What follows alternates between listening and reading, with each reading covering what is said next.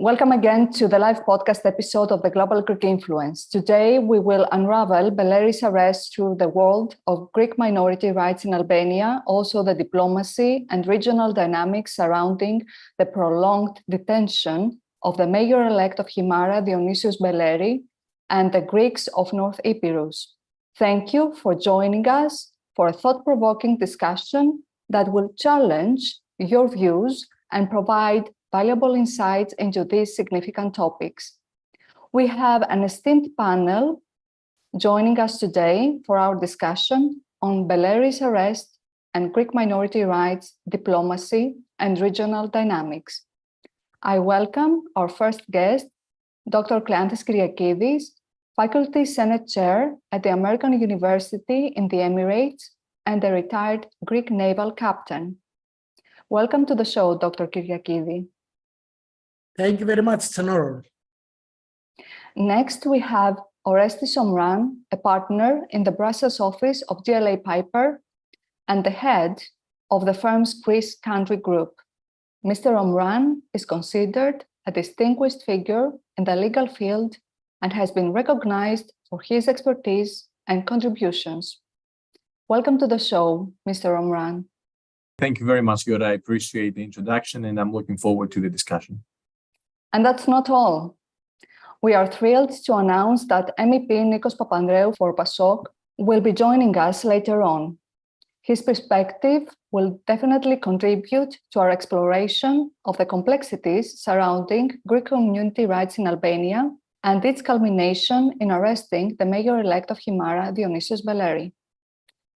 Just to kick off our discussion, and of course during this conversation, we will go through some aspects of Beleri's arrest and also Greek minority rights in Albania throughout history and time. Since the arrest of Dionysios Beleri, the Greek Ministry of Foreign Affairs has released a number of statements. 2 days ago, last Tuesday, the European People's Parties approved a resolution for Dionysios Beleri's permission to swear in particular, that was a proposal presented by the Greek party New Democracy, which required the Albanian authorities to allow the swearing in of the elected mayor of Himara, Dionysios Beleri. Later on, MEP Papandreou will talk us through his actions on this matter. Apart from these fragmented actions, what are the diplomatic channels, or do you see other additional diplomatic channels that can be utilized to address the issues surrounding Beleri's arrest and Greek minority rights in Albania? Dr. Kyriakidis, would you like to start? Oh, yes, of course. So thank you very much again, both for the invitation and for the very interesting question. So let me start by saying that in international relations, we really need to differentiate, the symptom from the illness. Is it a problem of an Albanian citizen, a Greek origin Albanian citizen, someone belonging to the Greek minority in Albania citizen, or is it something that has to do with the minority rights? History has proven, and I think this is beyond doubt, but we can discuss in detail about that the civil rights, let alone in the past the human rights of the Greek national minority in Albania, they have been violated. So right now, if someone listens to the Albanian Prime Minister, this is an issue of Albanian sovereignty. It's about justice and, an Albanian citizen that should have exactly the same rights and obligations as any other Albanian citizen, despite the fact that he is practically Greek. However, we very well know, and again, from Edi Rama's own remarks during the elections, before the elections, or even now, that we're talking about someone that he considers enemy, and we're talking about a leading figure of the Greek national minority, a leading figure of Omonia. If someone does not know, is the Democratic Union of the Greek minority. This is the Omonia, which means actually concord, if you rather, peace.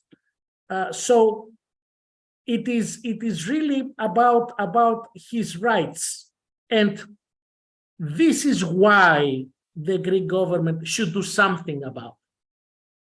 And we can discuss about the crisis that was initiated by Albania, and you have many ways as regards defensive strategies that you can really answer. I will not go to the toolkit right now because I don't want to speak for too much. It's just the beginning. But you can have coercive diplomacy. You should convey your commitment, and you can have also tit for tat. These are defensive strategies on how you can really manage a crisis. I think this is an appetizer, because I think we have a lot of things to say about that. Thank you. Definitely, there is a pretext around Beleri's arrest. It comes to events picking up in regard to violating Greek minority rights in Albania, even though Edi Rama tries to convince his international audience that it is another case that needs to be dealt by the Albanian justice. My question was primarily focused on if the diplomatic avenue that has been explored so far by the Hellenic Republic government is something appropriate for what happens in North Epirus, or is there something else one could do through diplomatic avenues, if there are any further diplomatic actions that could take place to ensure Beleri's release? And I'm not sure if also Mr. Omran would like to comment on this first part of the list of questions. Sure, absolutely. And thanks for that. I think if one were to actually look at the case from a more spherical perspective, they would see that there are two lines of argument.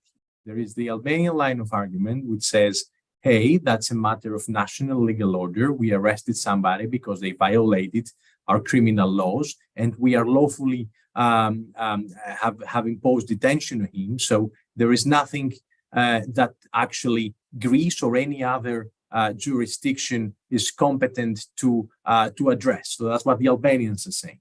On the other hand, you've got what we are saying and what actually has been established from an international law perspective, and particularly from a customary public international law perspective. So what we are saying is that his arrest is not something random that relates to the alleged violation of criminal laws in Albania. It's something strictly related to the political activity of a figure that belongs to a minority, to a Greek minority, a recognized Greek minority in another jurisdiction, namely in Albania. So what we are basically saying, and this is why we have followed the diplomatic channels that you, Jota, mentioned, is that this is a violation of the rights of our minority, and that this guy should be released, and he should be able to freely express his political views and actually take office as any other citizen of Albania, exactly because minorities under international law are protected and they have certain rights.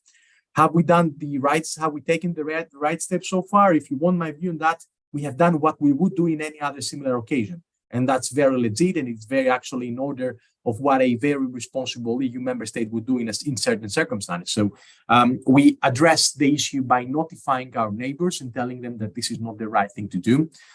Diplomatically, with using the right channels, we put the case in front of the EU, of the competent EU institutions, and what we basically said is, listen, Albania is the country that is requesting its accession to the EU. So they have to follow a certain set of rules in order for them to be considered for accession to the EU. And what they are doing with that minority over there is not in line with the rule of law, which is primarily what a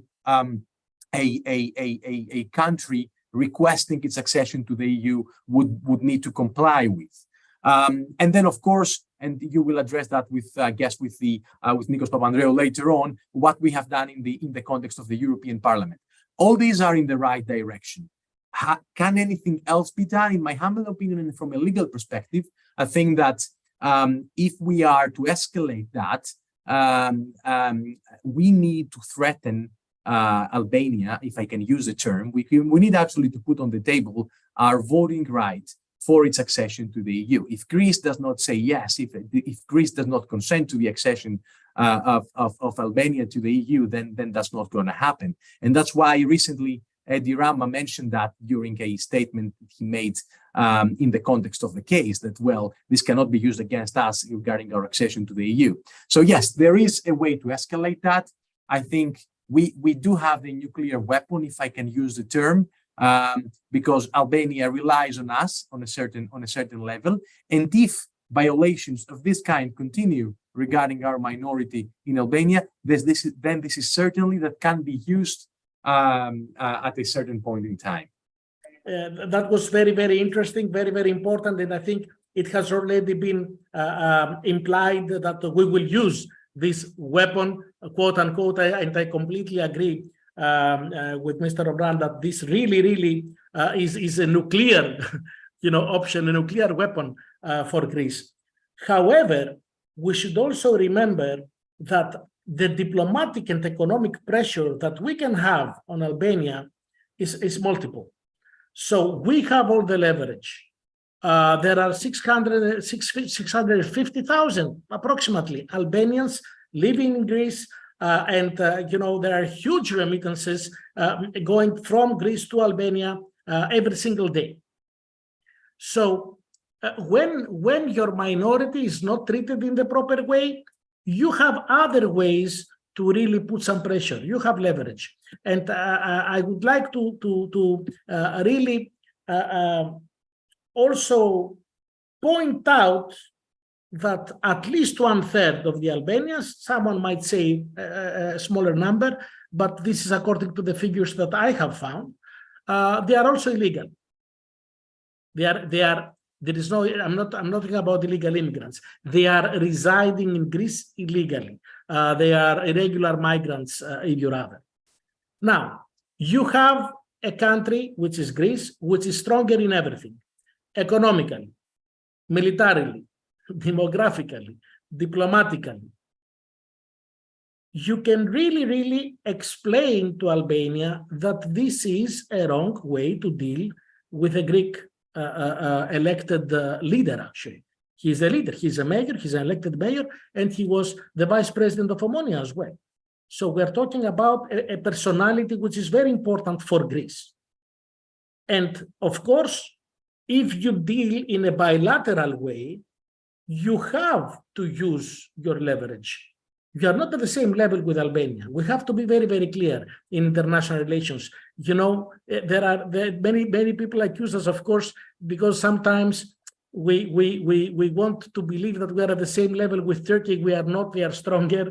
But in international relations, you really have to realize, the dynamics, to compare the countries and see who has the leverage. And you have diplomatic and economic leverage. And I think that Greece can and should do more about Fredi Beleris, at least. The reason I followed closely Dionysios Beleris' arrest has been because I see that throughout the past century, there have been escalations against the Greek minority in Albania. And allow me to give some historical context that during the Cold War, the Greek people living in Albania faced unfair treatment, just like everyone else in the country at that time. The Hoxha's government acknowledged the existence of a Greek minority, but they only recognized a specific area with 99 villages as an official minority zone. This meant that important Greek settlements like Himara were excluded from this recognition.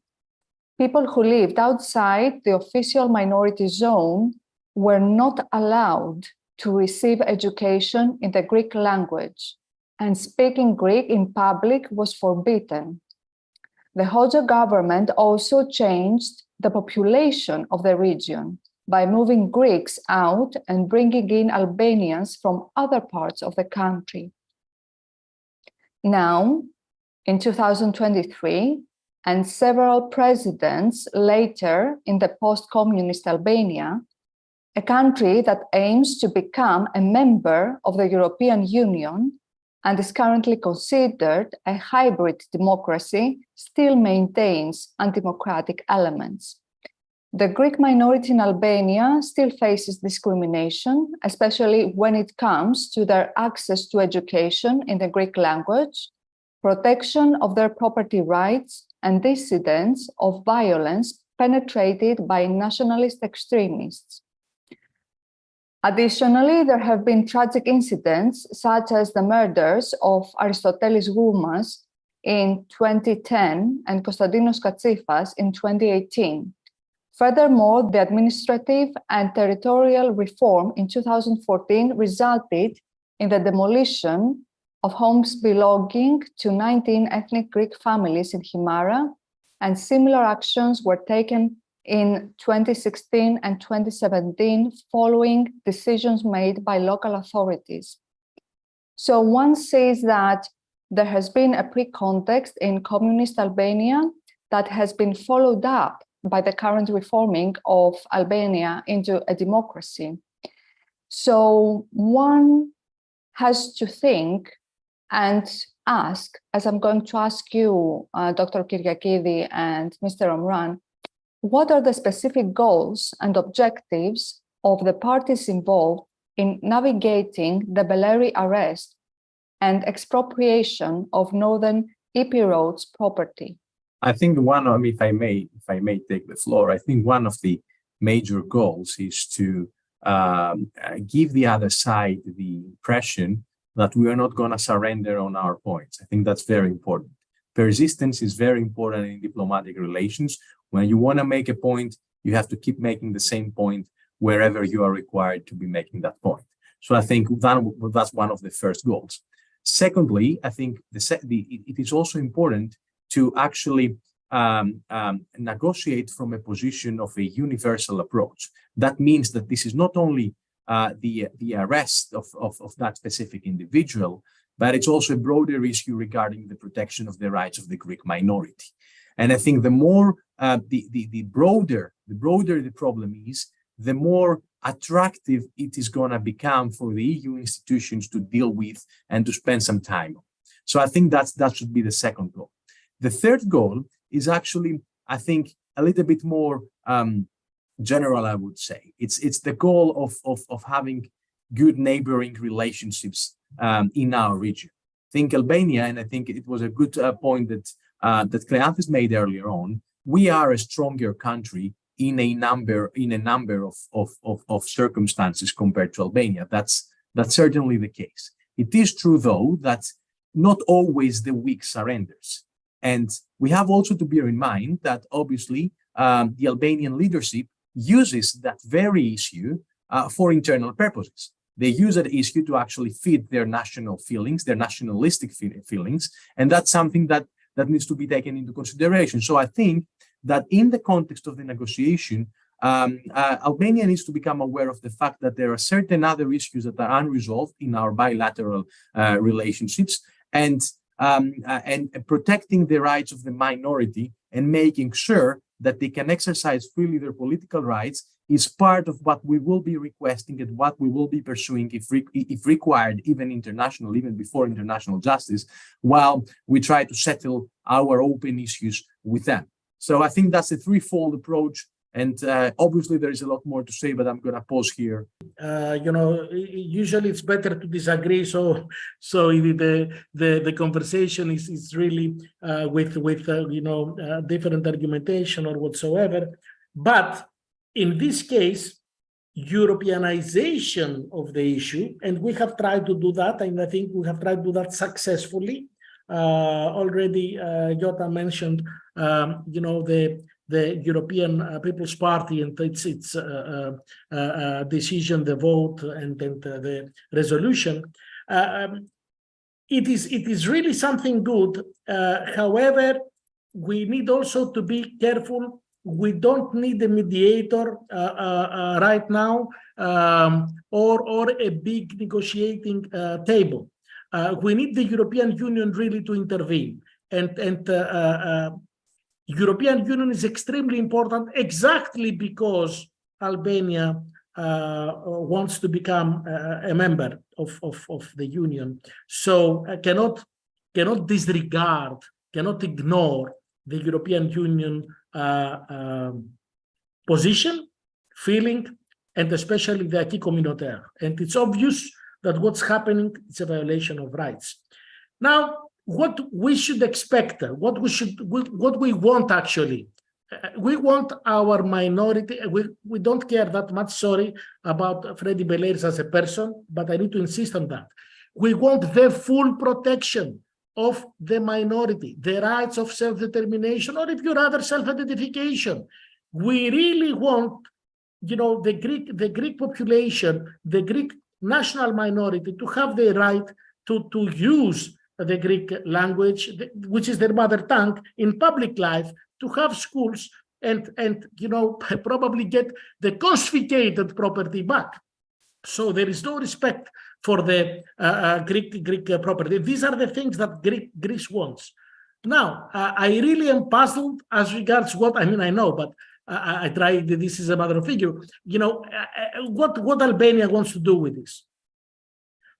Albania really provokes right now, and provokes, you know, again, a stronger party that is a member of the European Union. And there is no reason, absolutely no reason to do so. And it's so obvious that there's a violation of civil rights now.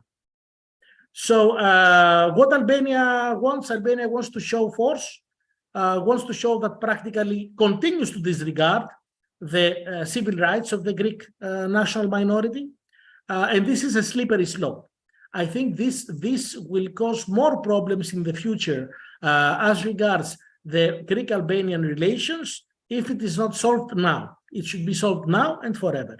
I have a two-part follow-up question. My next question would have been if you see any challenges in diplomatic engagement, as you described earlier in this particular case, and how could these challenges be overcome?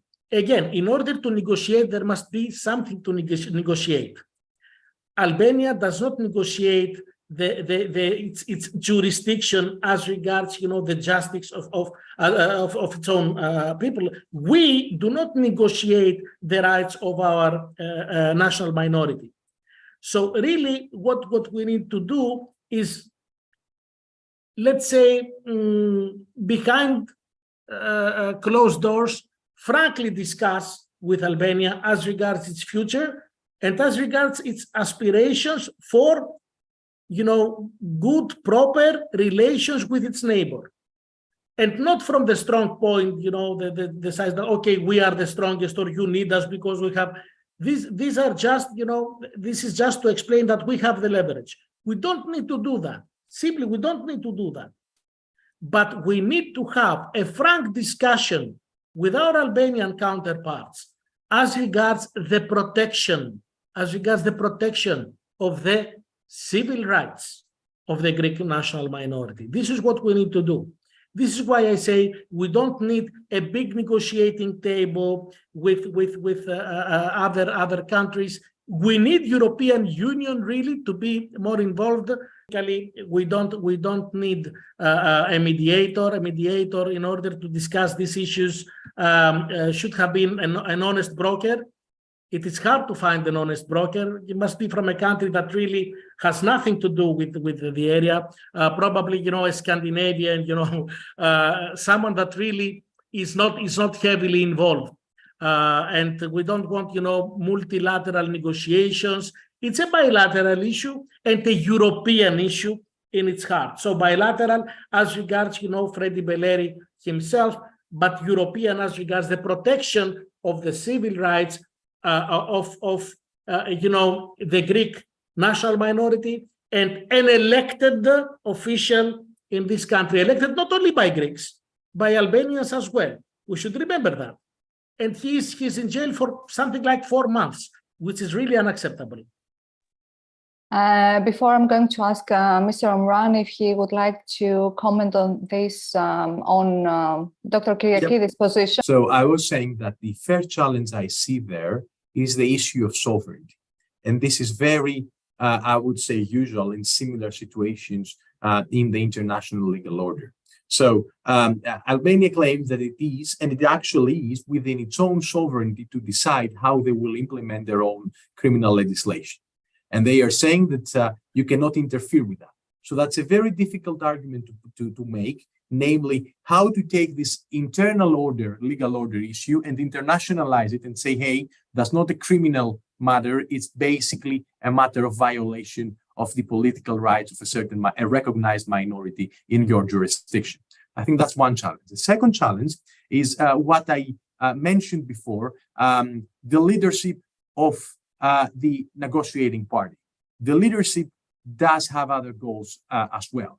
They have their internal political affairs to deal with. They have their own audience. They try to feed their audience with certain information, which is not always right. So what they are doing and the way they decide to negotiate is also dependent on what is the message they want to convey to their own audience. And that's sometimes very difficult to challenge and very difficult to reverse because leaderships want to be re-elected. That's their main concern, right? And if they see an opportunity to actually get more votes, to put it simply, that's what they are going to do, irrespectively of whether they are respecting, in the present case, the rule of law and the rules of the international legal order. In the meantime, I would like just to wrap up while we wait MEP Papandreou to join our discussion that so far we have portrayed the pretext of Beleri's arrest, the historical context of the Greek minority rights in Albania, also some diplomatic avenues that could be explored to successfully release Beleri, the challenges to intervene in internal affairs of a country while there is a case of a minority rights violations. So as MEP Papandreou tries to join us, we will go a little bit deeper into what happens in the European Union stage. I would like to ask Dr. Kyriakidis and Mr. Omran if they see any international legal mechanisms apart from the diplomatic avenues to utilize, and if they see any mechanisms that can contribute to accountability and justice in cases like Beleri's arrest and expropriation of Northern Epirote's properties. Yes. First of all, individually, you can always try to reach, again, as a reminder, Albania is not a member of European Union, but you can reach the International Court of Justice individually for the confiscated property or for any human rights violation. So there are legal avenues, but I think that my friend Orestis will be exploring this and explaining this in a much better way than me. I need to insist on the political issue. It is among the criteria set by the European Commission, and this is there are annual progress reports. I mean, they cannot be ignored, that Albania should really respect fully, the Greek national minority rights.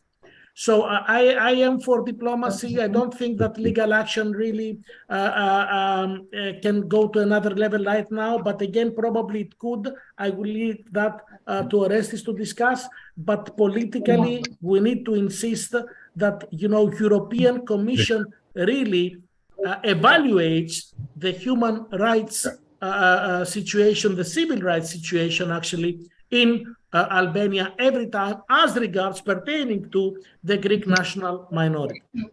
Thank you, Dr. Kyriakidis, for this. MEP Papandreou, welcome to our discussion. Can you hear me now? Yes, we can hear you. Thank you so much for joining us. And thank you. I hit a little bit. Thank you. I don't want to get you tired, but I wanted to ask some questions before we. It's true that the Albanian government is saying it's a judicial issue, so why are the non-Albanians getting involved? But on the road to democracy, to join EU supposedly in 2030, the EU has the right to judge the democracy and the quality of democracy. So it's not completely wrong to say that if you want to join, you need rule of law, because if this was just one case in the last 20 years of problems, okay, but one can find a number of problems with the change of the judicial system, with the trying to clean up of the prosecutors and the efforts there, and the two parties, Basha and fighting. So there's things that make it look like it's perfect. So, and this is one of them. Now, it's very difficult to say we have to wait for the judicial system, but that doesn't mean that it can't be criticized, because it happened 3 days before the vote, and you know the things too.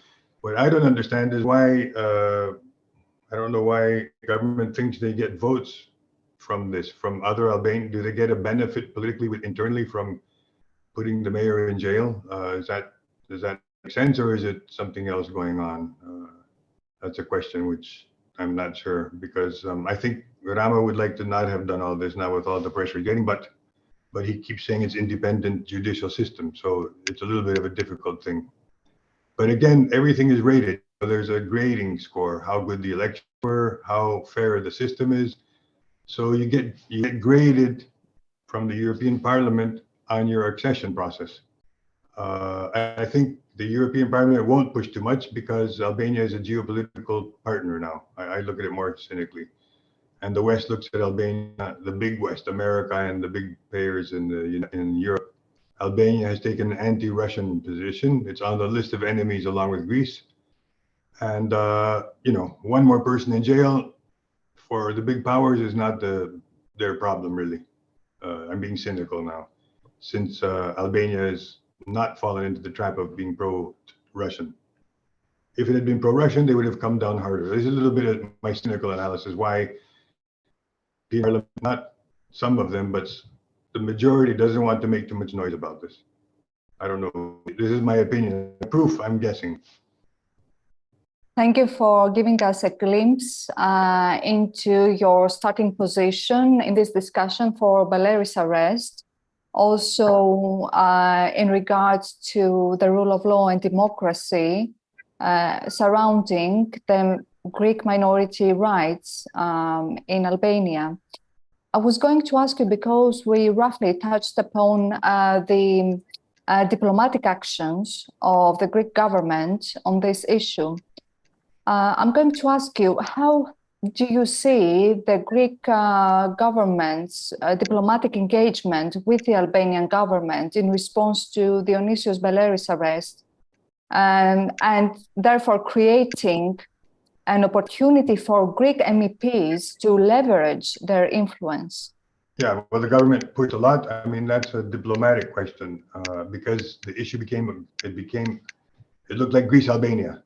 So that's good on the one side, not so good on the other side. It would be nicer if Sweden had pushed, for example. I think somebody said earlier, more neutral. The people watching the news from other countries, they think it's one more local problem between local Balkan countries that have historical, although Greece and Albania really don't have those differences anymore. And I also, if you were if been so strong, because there was maybe 30 mayors that were arrested. It wasn't just Beleri. They were let free. Okay, so we had a number of mayors arrested. So I'm being as if I'm not a Greek right now. But from the Greek side, the government did raise it to the highest level, brought it to the Commission, the Minister of Foreign Affairs, and even from what I understand, the Greek Prime Minister and Rama, they talked about it in Vilnius informally. So there was some discussion there from what I know. I don't know if anything will happen from that, but I think there is diplomatic from Greece, and maybe not so, and a little bit from Europe, but nothing very big. So if it's only Greece pressuring, no problem. That's the issue. And my proposal within the EP was to make it more general.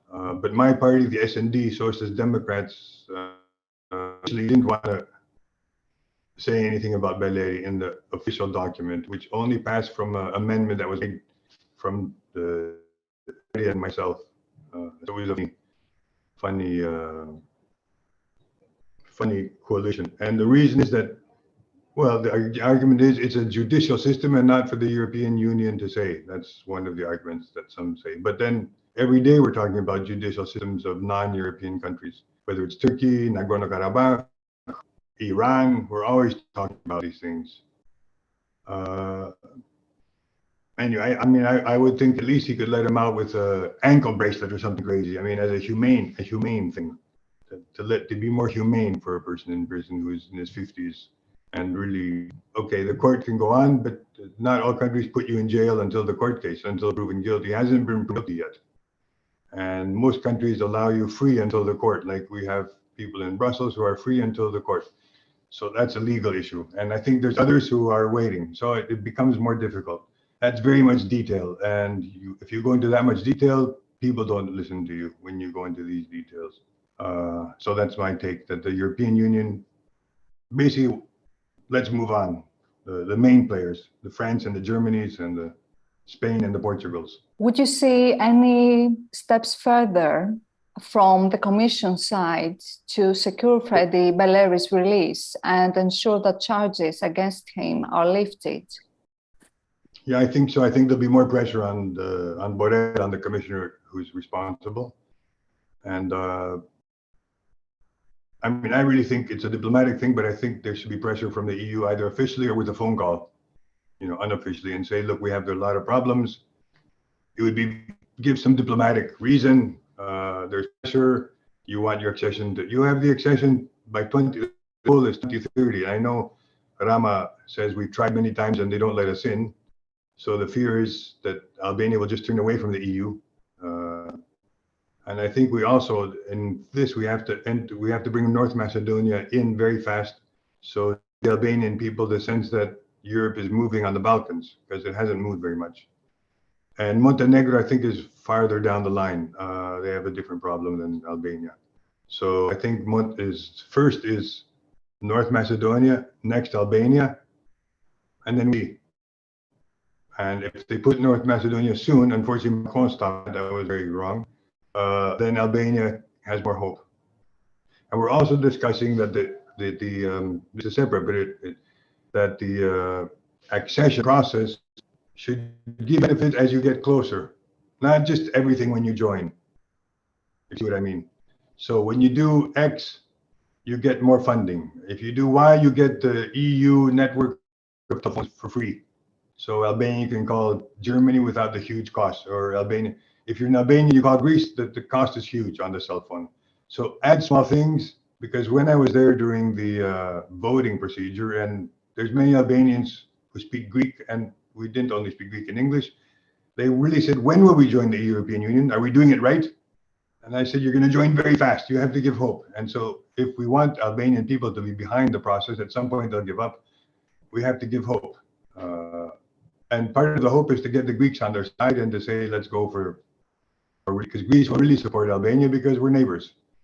So if we can get past the stumbling block of Beleri, it's a stumbling block right now. Now it's become a political issue, maybe too much. The mayor went there, so maybe that's too much. I don't know, the mayor of Athens went there. I mean, those political, I mean, they don't necessarily help solve the problem. It's good for getting support for Beleri, but then Albania reacts and say, why are the Greeks coming and making a protest in Himara? So we have to be careful. We're not trying to have foreign intervention, if you see what I mean. How would we like it if somebody all the Albanians came to a big city in Greece and started shouting? And you see what I'm saying? We have to be careful with the relations between Greece and Albania. So we have to go the diplomatic route on that and make it as official as possible and less noisy, less show off. And that's why I'm even considering whether to visit Beleri. I mean, I wanted to visit him the day he was in jail, but now it looks like a trick. So when it looks like a trick, it's not a good thing to do. It might help give things, but I want to do noisy stuff. We want to do essential stuff. That's my opinion. We want to really help. Diplomatic route is the best way, and not to make front pages on the newspapers, the local newspapers. I talk to Beleri's people. I take their energy and support. I get their ideas, and I bring it to the European Union, to the EP. I understand that after long-standing persecutions against the Greek minority in Albania, Beleri and the Greeks in North Epirus are really looking up to us, are looking up to Greece, we're doing the best we can. To the we have to be careful. Union. I agree. We have to do the best we can tonight. We don't want to spark. We don't want to spark things without a good reason, exactly because it's a minority. We have to be careful with minorities. There's been too much history of minorities in the Balkans. to make it a political game for votes. It's not to get votes, it's to help the situation. So it's very easy for a Greek guy to go make noise, and so we have to be careful. When it becomes minorities in the Balkans, whether it's the Greek Muslim in the Thrace, or whether it's the people in Romania, we don't make such that it's for votes, because that's what causes problems and gives the other side to say, look, you're taking advantage of it to get votes. How about solving the problem? So I know Mr. Kyriakidis, I know I could be fanatic and pro-Greek. We have to be careful, because then the Albanians and the Vlachs will do the same, and the Macedonians in the north speak Bulgarian. So makes much noise. We have to do it diplomatically. It's very easy now for me to go down and visit Beleri and see people, and I don't want that. I understand that it's politically might help, but we want to solve the problem, if you understand what I'm saying.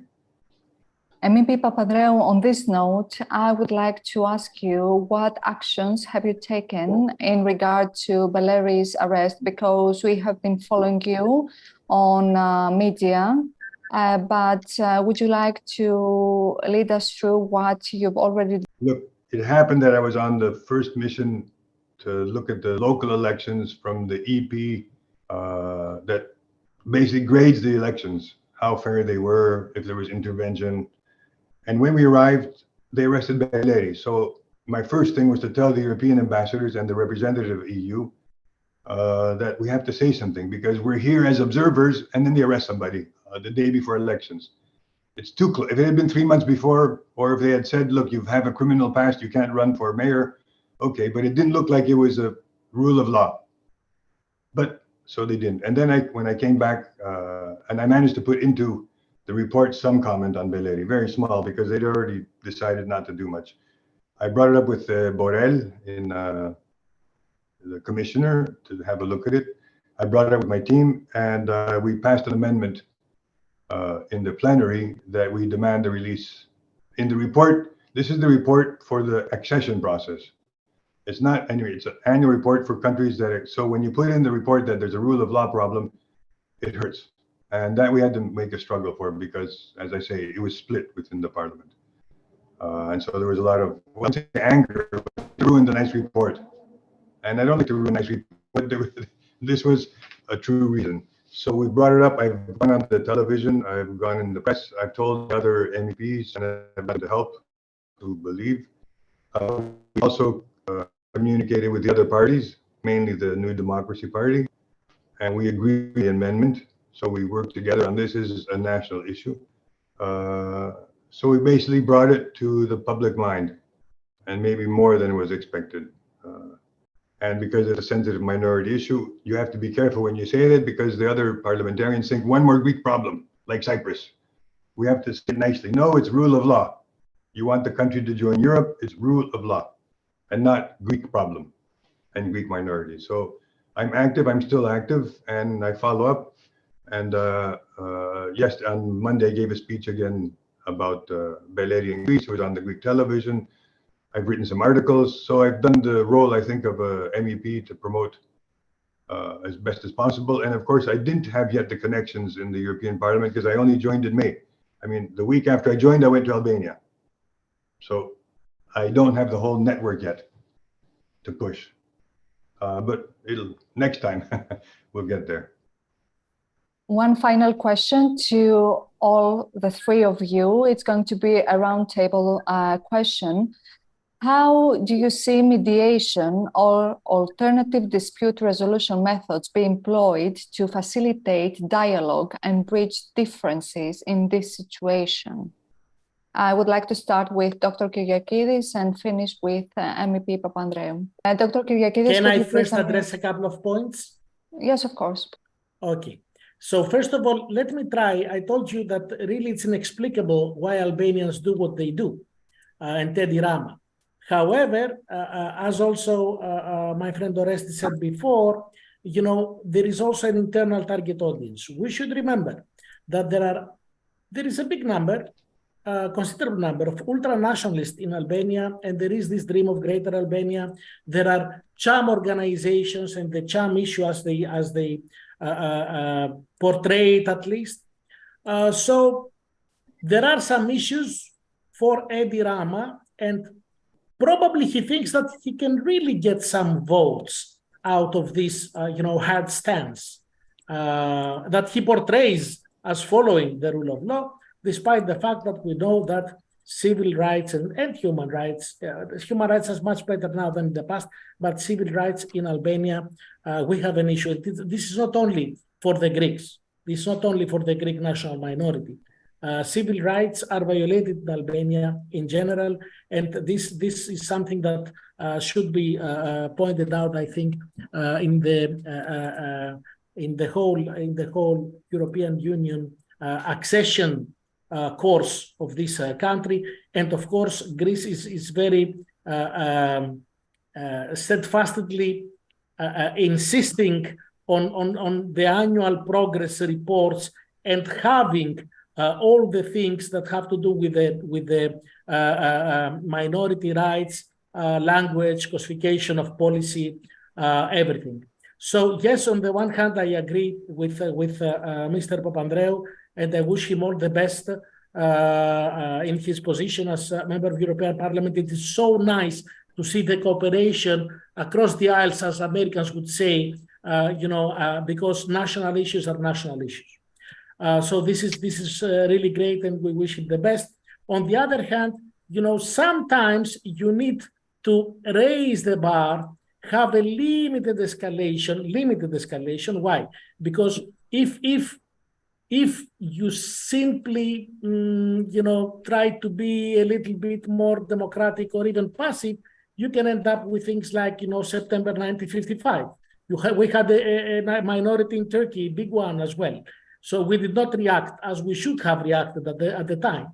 So sometimes you have to be very careful. Of course, we don't want to have all these minority problems in the Balkans. Europe does not want to have all these, minority problems in the Balkans.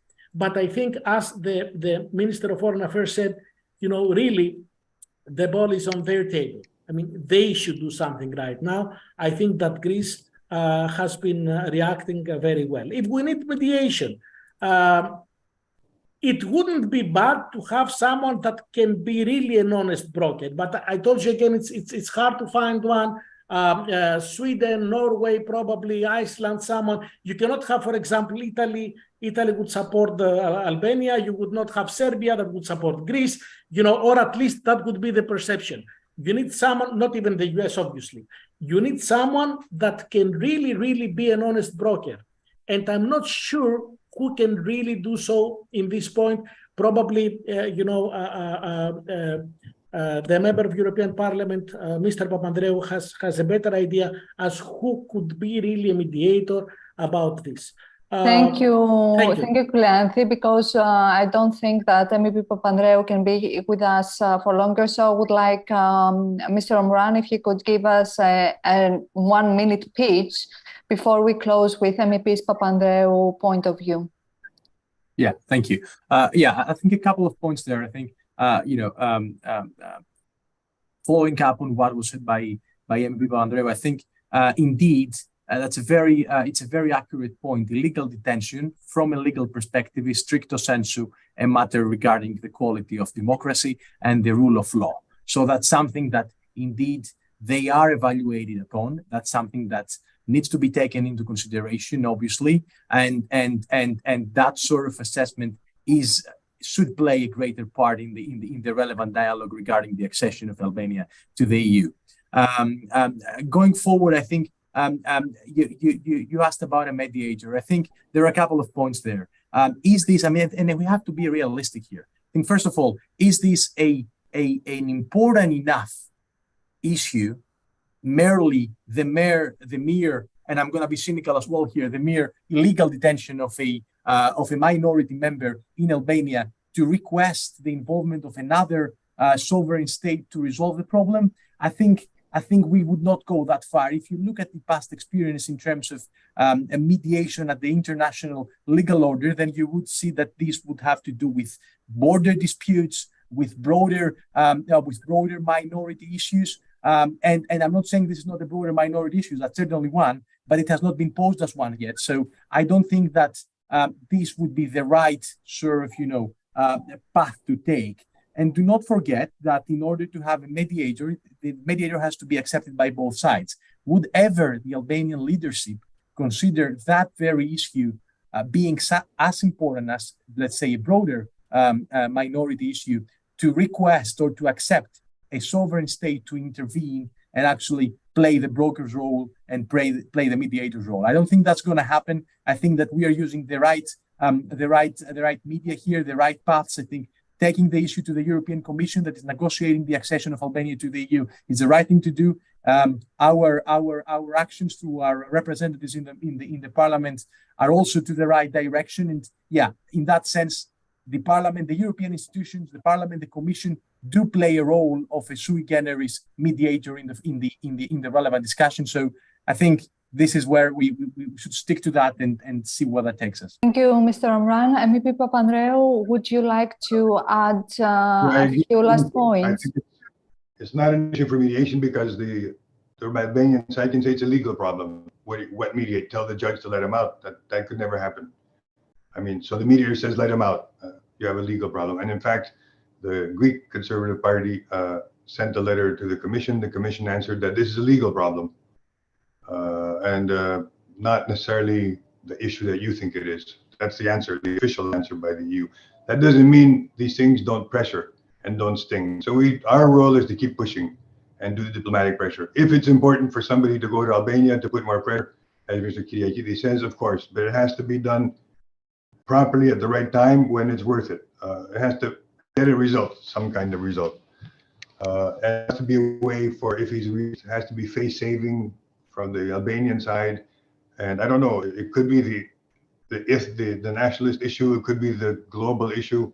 And I don't think Rama is scared about the elections. I think if he ran again, he would win. That's my sense, with the disaster from the other side, with the way the other parties are not very strong. So I can't completely understand why he is arrested, unless you say it's completely legal.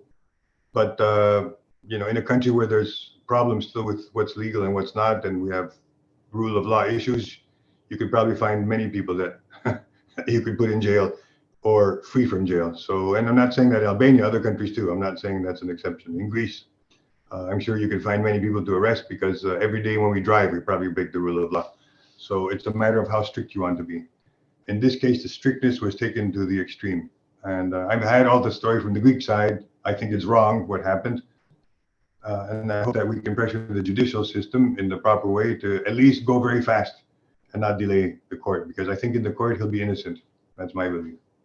Also, the timing of Dionysios Beleri's arrest is an issue just 2 days before the election, which raises concerns, and the fact that how the electorate would feel seeing a potential mayor-elect to be arrested. This must have created terrorizing conditions to the electorate in Himara.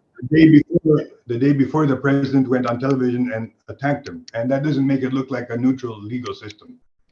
The day before, I think he was arrested Thursday night. Wednesday, I wasn't there, but I heard he attacked him on television.